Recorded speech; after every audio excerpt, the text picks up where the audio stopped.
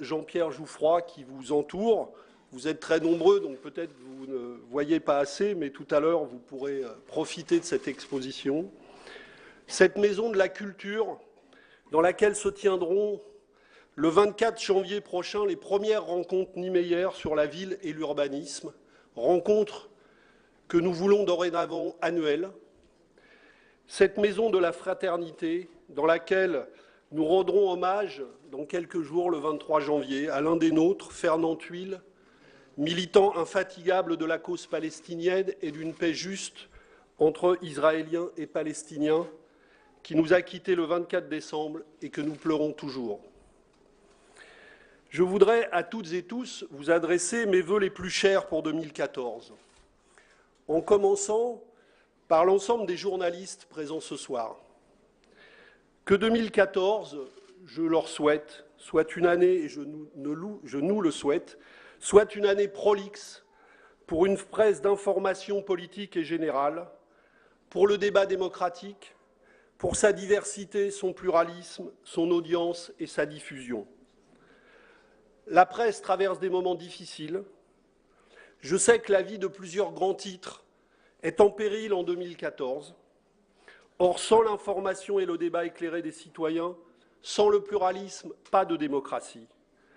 C'est un combat, vous le savez, auquel je suis très attaché.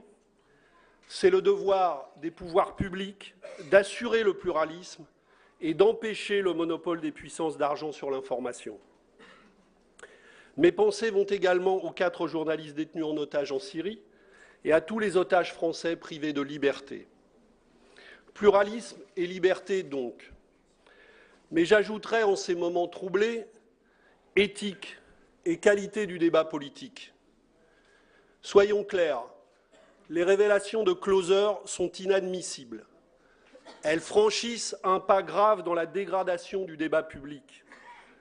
La tentation du caniveau et la pipolisation de la vie politique transforment peu à peu le palais présidentiel en palais princier, et ce nouvel abaissement est à mes yeux inacceptable. Ceux qui emboîtent le pas à Closer en ont-ils bien conscience? La France regarde atterrée ce déballage affligeant à 1000 lieues des urgences du pays. Je réaffirme pour ma part que le débat politique a bien d'autres priorités et que la protection de la vie privée, la distinction entre la vie privée et l'exercice d'un mandat public doivent être préservées. Que ça plaise ou non à certains, la France, ce n'est pas la principauté de Monaco.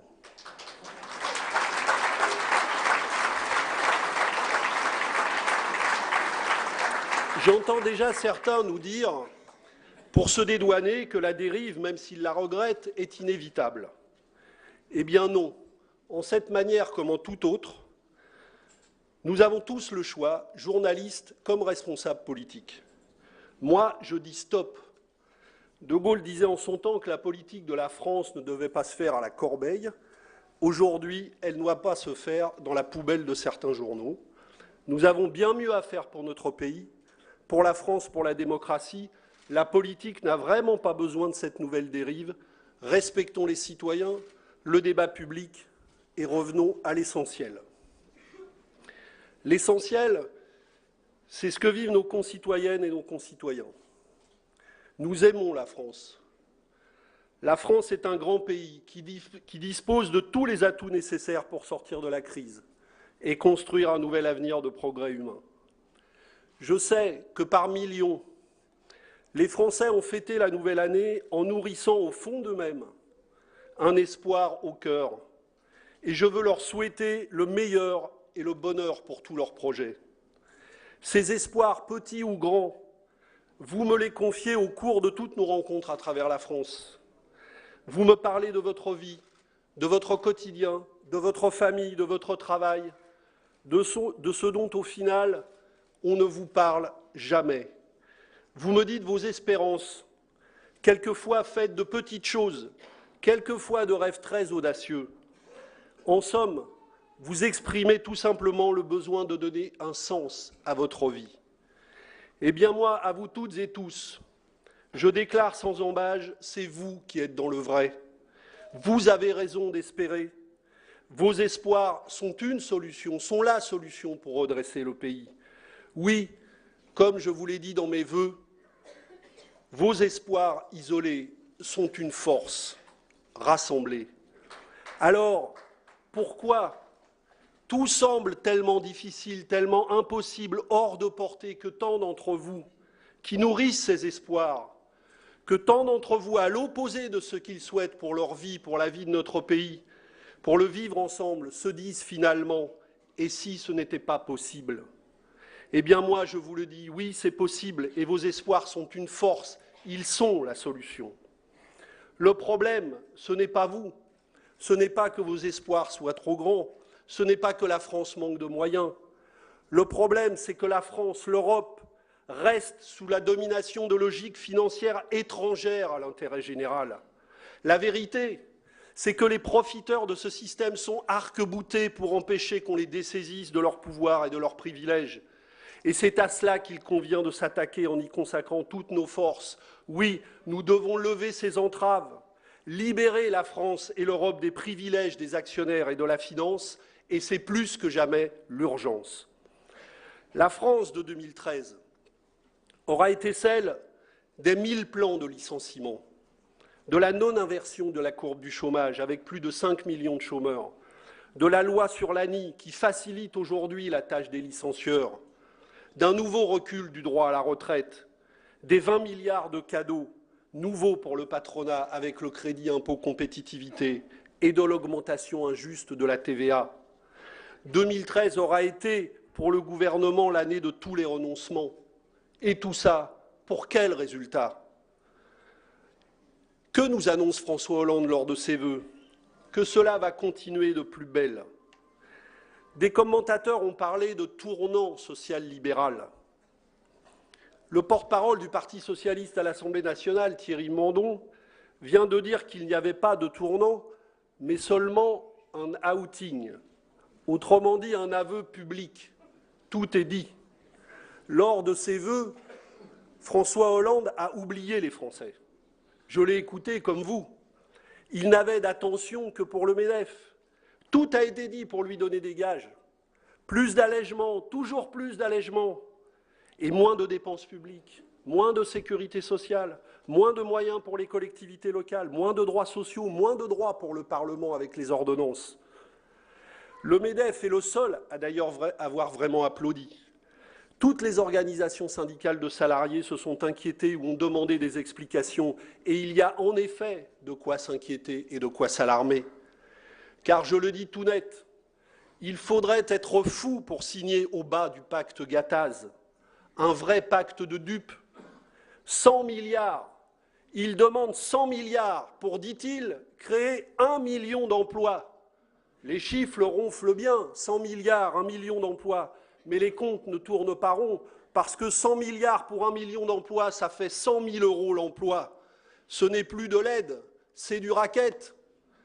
L'État paye les salaires du privé avec nos impôts, et les profits, eux, rentrent dans les poches des patrons.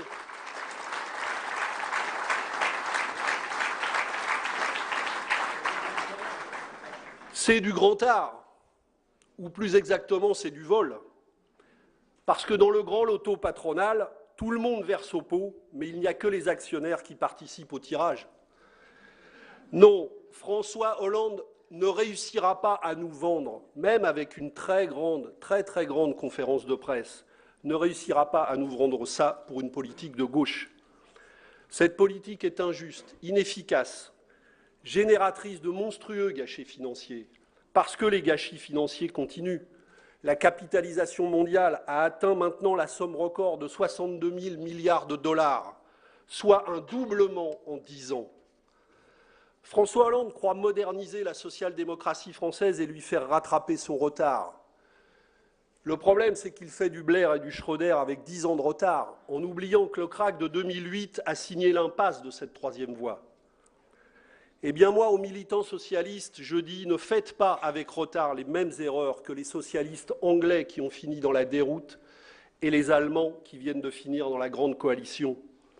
Et aux écologistes, je dis n'accompagnez pas ce mouvement qui ne fait de l'écologie qu'une variable d'ajustement et qu'un segment juteux du capitalisme vert.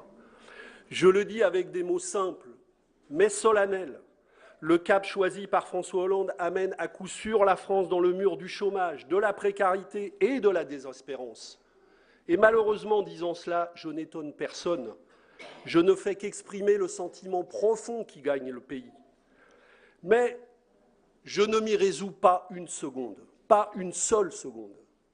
Parce que je le pense, et je le dis, accélérer dans cette voie, ce serait signer, avec le diable de la finance, un pacte d'irresponsabilité. La vraie responsabilité, c'est d'emprunter au plus vite un autre chemin. Le temps viendra irrévocablement du Rassemblement national pour sortir de cette ornière et redresser le pays. Car je le dis sans me réjouir, avec cette politique, l'échec est assuré. Et ceux qui continuent à faire miroiter des illusions sur ces résultats nous font perdre et font perdre à la France un temps précieux que le plus grand nombre de nos concitoyens payent pour le moment très cher. George Sand a écrit en son temps « Les déceptions ne tuent pas et les espérances font vivre. Des erreurs du gouvernement ne naîtra rien de bon. Du désespoir peuvent jaillir des monstres. Du désarroi revivre des fantômes bruns. Et bien de l'espoir, en revanche, peuvent fleurir des printemps. » Alors moi, je propose une autre voie, un autre pacte aux Françaises et aux Français. À toutes celles et ceux qui, en ayant déjà pris conscience du fiasco, ou à tous ceux dont les doutes s'amplifient chaque jour, je tends la main et je dis « travaillons à autre chose sans tarder. Travaillons-y dès maintenant. Travaillons à une politique de gauche qui saura enfin allier justice sociale, nouveau modèle productif, transition écologique et nouvelle ère démocratique. Je leur dis à tous, soyons solidaires. Au-delà de nos différences, de nos débats, nous qui voyons venir le pire sans jamais nous y résoudre, travaillons ensemble à ce pacte de solidarité. Ce pacte de solidarité, en quoi pourrait-il consister? En un cap politique d'abord, pour tracer les grandes lignes d'une politique alternative de gauche, et en une méthode ensuite, celle qui consiste à rassembler au-delà de nos différences, quand l'essentiel nous unit, sauver la France et sauver la gauche. C'est le moment de faire ce travail-là. L'heure n'est plus à attendre ce qui ne viendrait pas. Il ne suffit pas non plus de décrire, de commenter, voire de se repaître de la catastrophe annoncée. 2013 a été pour beaucoup l'année de la déception et de l'amertume. Tournons cette page et repassons à l'offensive. En 2014, soufflons ensemble et soufflons très fort pour que les vents tournent vers la gauche. Et je le dis aussi clairement aux travailleurs de ce pays, qui, désespérés, peuvent entendre des sirènes bien malsaines. N'attendez rien du côté de Marine Le Pen, qui n'endosse que le costume de la contestation populaire et sociale, que pour mieux diviser, opposer, semer la haine et finalement maintenir la loi du plus fort. Oui, assez de haine, assez de violence sociale, sexiste, raciste. C'est avec la France, et la France avec toutes ses couleurs. Et c'est l'Europe de tous les travailleurs qu'il faut remettre en marche, et remettre en marche le plus vite possible. Les chantiers, ils ne manquent pas. Face à ceux qui préconisent le saccage de la dépense publique, de nos services publics, et qui prônent l'irresponsabilité sociale des entreprises en les dégageant, par exemple, du financement de la protection sociale, nous proposons de construire une autre voie. Nous voulons construire dès maintenant cette autre voie. Braquons pour cela ensemble le projecteur sur les coûts exorbitants du capital.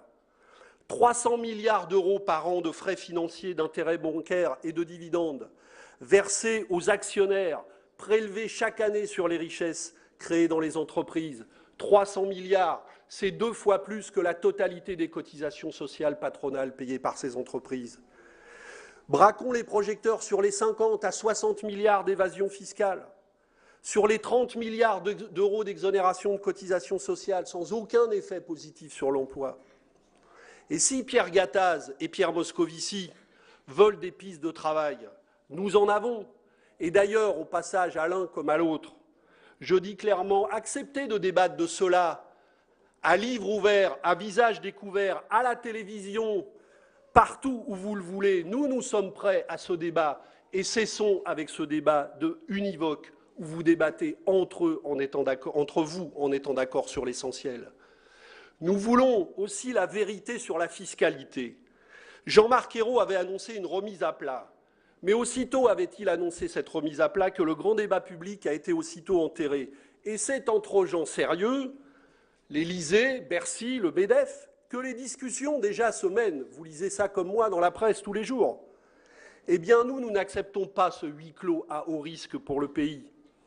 Je réaffirme ici que nous tiendrons avant l'été, avec nos 2 groupes parlementaires, des états généraux de la justice fiscale ouverts à tous. Toutes celles et ceux qui souhaitent en être partie prenante avec nous pour construire dans la transparence les propositions d'une grande réforme fiscale de gauche sont les bienvenus. Et en février, et nous allons y travailler, nous voulons instaurer un comité préparatoire le plus largement ouvert à toutes les sensibilités syndicales, politiques, associatives, de gauche, à tous ceux qui voudront en être, un comité préparatoire qui en sera le lieu d'organisation. L'invitation est donc lancée à tous ceux que ça intéresse ce soir. Et d'ici là, nous poursuivrons la bataille engagée contre la hausse de la TVA avec tout le Front de gauche et bien d'autres associations, parce que l'attaque en règle contre le pouvoir d'achat qui s'amplifie chaque jour à coups de taxes n'est plus supportable. Notre pacte de solidarité que nous proposons, c'est aussi celui qui dit non à la haine, non à toutes les formes de racisme et de discrimination. La crise qui mine toute l'Europe est propice au réveil de tous les monstres, et ce danger est décuplé par la disqualification systématiquement orchestrée de tous les principes de solidarité. L'affaire Dieudonné nous enseigne sur tous les pièges tendus à notre peuple. Et je veux dire ici ma préoccupation et ma conviction profonde. Le combat politique, idéologique et juridique contre tous les racismes doit redoubler. Nous faisons nôtre l'appel lancé à l'occasion de la marche antiraciste du 30 novembre dernier. Face à ceux, je cite, à ceux et à celles qui veulent aviver les souffrances sociales, les peurs et les colères, nous nous dressons pour affirmer avec force la République n'a d'avenir qu'égal, solidaire et fraternel. Les provocations antisémites de Dieudonné sont l'odieux témoignage de cette menace grandissante. Mais avant cela, les attaques répétées à l'encontre de Christiane Taubira, la dédiabolisation du Front National, la banalisation dans le discours politique de thèses racistes contre l'islam ou les Roms ont constitué déjà de sérieuses alertes. Nous réfutons de la plus vive des manières la compétition des racismes. On ne combat pas un racisme avec un autre. La machine à diviser est malheureusement en marche et nous avons la responsabilité de l'enrayer. C'est pourquoi le Parti communiste français propose que la lutte contre tous les racismes et toutes les discriminations soit déclarée au plus vite grande cause nationale. Quant à l'affaire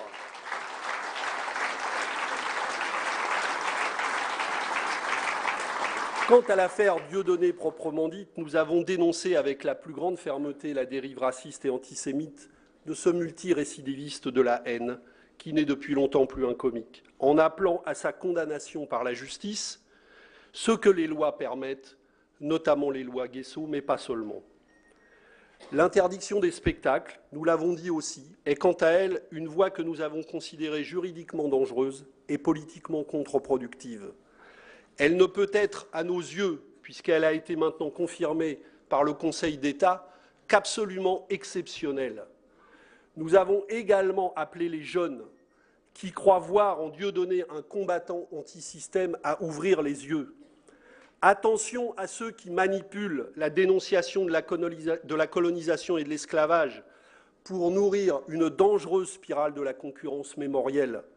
Aux jeunes, nous disons clairement, ne tombez pas dans ce piège. Contre tous les racismes, le PCF est décidé à mener ce combat à vos côtés. Le combat européen sera lui aussi cette année une priorité avec les élections européennes. Le congrès de la gauche européenne en décembre à Madrid a été une très bonne nouvelle. Les forces de la gauche européenne, celles qui refusent l'austérité et les diktats de la Troïka, sont aujourd'hui rassemblées comme jamais pour cette bataille. Et le travail mené depuis 3 ans dans le parti de la gauche européenne porte ses fruits. Ainsi, Syriza, Die Linke, la gauche unie d'Espagne, l'Alliance rouge-verte danoise, le Front de gauche en France, les communistes de Bohème-Moravie, la gauche bulgare, le Parti de la gauche suédoise et tant d'autres, puisque plus de 30 partis participent à ces aventures, vont à la bataille ensemble en mai prochain, avec un porte-parole commun et symbolique, Alexis Tsipras, le leader de cette gauche grecque qui résiste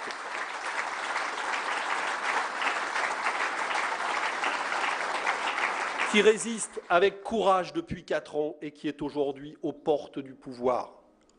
L'enjeu de ces élections européennes, rassembler la gauche européenne, toutes les forces anti-austérité, pour dire stop au massacre démocratique et social qui sévit en Europe depuis 2009, pour dire stop à la tutelle des marchés financiers et pour dire oui à la refondation d'une Europe solidaire.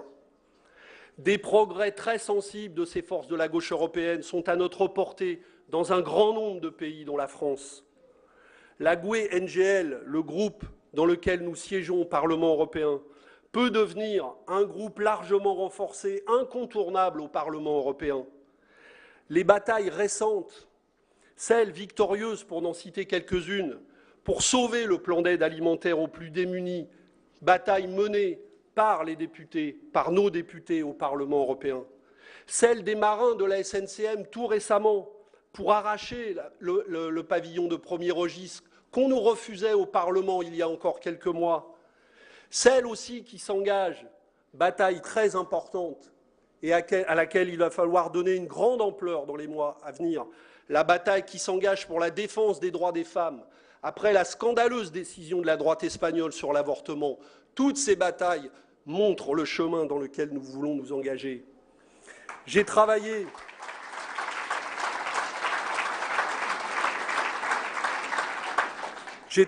samedi encore avec Alexis Tsipras et nous serons prochainement ensemble en Italie et en République tchèque et, je l'espère, le plus rapidement possible à Paris. J'étais également hier à Berlin pour les commémorations d'hommage à Rosa Luxembourg et Karl Liebknecht. Je sens les forces de gauche prêtes au combat, rassemblées comme jamais, je l'ai dit.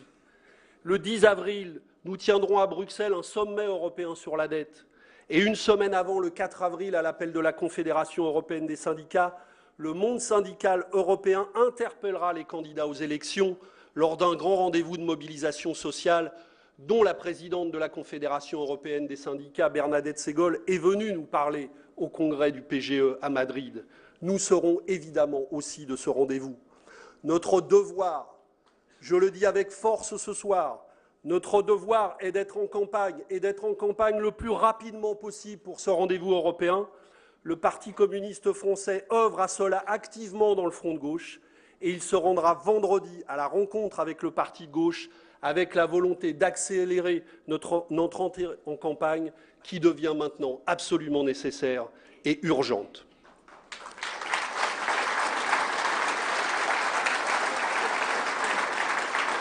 C'est avec, je veux le dire, c'est avec la même détermination et les mêmes objectifs que nous sommes engagés dans les échéances municipales. Vous le savez, nous les communistes accordons une très grande importance à ces échéances. À l'heure où le gouvernement prétend imposer la programmation de 50 milliards de recul des dépenses publiques et fait désormais des collectivités locales une de ses cibles prioritaires pour réduire ces dépenses publiques, nous savons pour notre part le prix qu'il en coûterait aux populations si on le suivait dans cette voie.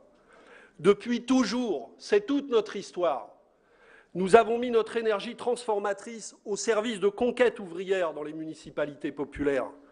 Nous avons inventé dans ces villes, dans ces communes, nous avons inventé socialement, culturellement, écologiquement, urbanistiquement, démocratiquement, dans des centaines et des milliers de communes. Et ce qu'on appelle parfois, formule très discutable, mais ce qu'on appelle le communisme municipal, marque non seulement les villes que nous gérons, mais je crois pouvoir le dire, marque l'ensemble du paysage communal national, qui est devenu un lieu d'un investissement public massif et souvent audacieux, bien au-delà des communes que nous gérons nous-mêmes. Eh bien, nous ne laisserons pas détruire ce tissu d'innovation communale. Et ceux qui veulent réserver aux communes le sort qu'ils réservent actuellement au budget de l'État, nous trouverons à tout moment sur leur route. Car ce qui se joue Car ce qui se joue, ce sont des transports publics, des crèches, des renouvellements urbains, du logement social de qualité, de l'innovation écologique. Ce qui se joue, c'est de la démocratie locale et au-delà, l'apprentissage de la citoyenneté pour des centaines et des centaines de milliers de Français qui participent un jour de leur vie à la démocratie communale ou deviennent un jour de leur vie un conseiller municipal. Voilà le sens très clair de notre engagement dans ces échéances. Poursuivre d'ambitieuses et innovantes politiques publiques de gauche au service des populations. Nos maîtres mots sont clairs dans la campagne qui s'engage. Services publics de proximité, justice et solidarité, innovation et développement, ville pour tous et démocratie avec tous. Cette bataille, nous le savons, nous ne sommes pas des naïfs, nous ne sommes pas nés de la dernière pluie. Nous en avons vécu d'autres, des batailles. Nous savons très bien que cette bataille va être rude dans les années à venir, face à la droite et à l'extrême droite, mais y compris dans les majorités de gauche qui vont se dessiner. Mais cette bataille, précisément parce qu'elle sera rude, nous entendons la mener avec le maximum de force. Déserter nos positions aujourd'hui serait une grave erreur. L'heure est au contraire à leur renforcement et c'est l'objectif que nous avons dans ces élections. C'est donc en toute transparence et en toute conscience des enjeux. C'est aussi en considérant nos responsabilités pour les populations, pour l'avenir du Front de gauche et notre ambition de refondation de la gauche que nous avons fait nos choix. Commune par commune, c'est vrai, mais avec une même ambition. Les communistes ont pris leurs décisions. La diversité des situations locales est un fait, elle est connue. Mais je veux le dire, non. Le Front de gauche n'est pas en lambeaux, comme je l'ai lu. Il est au travail, il est en débat, et aujourd'hui, dans toutes les communes, il est au combat, et je m'en félicite. Là où toutes les forces du Front de gauche n'ont pas dans cette échéance fait le même choix, le respect des uns et des autres doit prévaloir, à la base comme au sommet du Front de gauche, et pour ma part, je me suis toujours tenu à ce respect. Pour ces élections municipales, je souhaite à tous les militants du Front de gauche de convaincre, de mener campagne, pourvu que l'objectif commun soit de battre la droite et l'extrême droite, de se rassembler au second tour pour faire prévaloir à gauche des objectifs de politique publique progressiste. Le temps des choix a eu lieu, le temps de la bataille est venu, viendra le temps de tirer les leçons. Permettez-moi de conclure en adressant mes vœux à tous les militants de la gauche sociale, syndicale, politique, associative, représentés ici dans sa diversité. À tous, je dis ma conviction que j'ai essayé de vous faire partager. Une autre voie s'imposera tôt ou tard à gauche pour sortir de l'austérité, et c'est dès maintenant qu'elle se construit.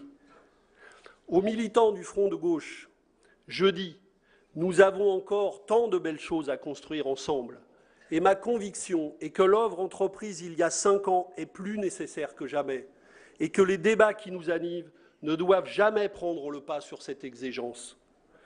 Nous allons mener 2 batailles électorales décisives. Ensemble, nous en tirerons les leçons une fois ces batailles menées, et nous construirons de nouvelles étapes pour le Front de gauche, son fonctionnement et son avenir. Personne ne peut se passer des autres pour avancer. Personne, ni le Parti communiste, ni qui que ce soit. Aux communistes, enfin,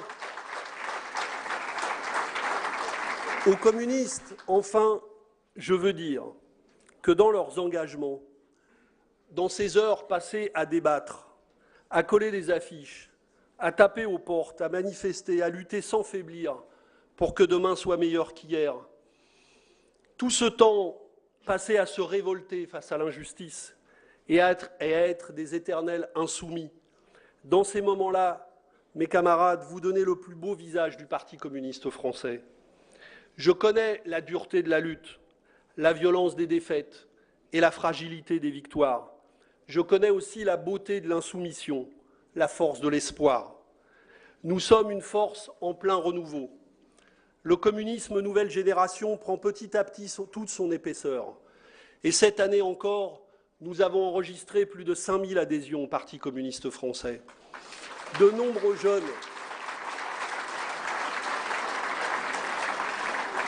nombreux jeunes rejoignent nos rangs, heureux d'intégrer une organisation qui, sans jamais renier son idéal, a toujours eu à cœur de la renouveler et de se mêler à la vie de la cité. À presque 100 ans, puisque la date approche, le Parti communiste français est à très belle allure.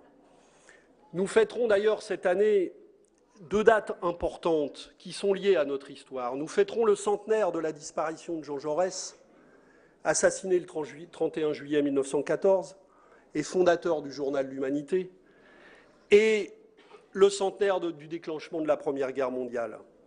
Ces années terribles annoncèrent la naissance du Parti communiste français. Aujourd'hui, plus qu'hier, gardons toujours à l'esprit le combat pacifiste dont Jean Jaurès reste la grande figure. Voilà pour les vœux de Pierre Laurent, le secrétaire national du Parti communiste, qui a fustigé les révélations du magazine Closer parlant d'un nouvel abaissement inacceptable. Le débat politique a bien d'autres priorités, a estimé le sénateur de Paris. La France, ce n'est pas la principauté de Monaco. Pierre Laurent qui a estimé que François Hollande n'avait d'attention que pour le MEDEF et qui propose un autre pacte, un pacte pour une vraie politique de gauche plus juste, un pacte de solidarité. Voilà, c'est la fin de cette édition. À 22h, vous retrouvez Sonia Mabrouk pour le reste de l'actualité politique et parlementaire. Et demain, à partir de 16h, édition spéciale sur les chaînes parlementaires à l'occasion de la conférence de presse de François Hollande. Très bonne soirée à tous.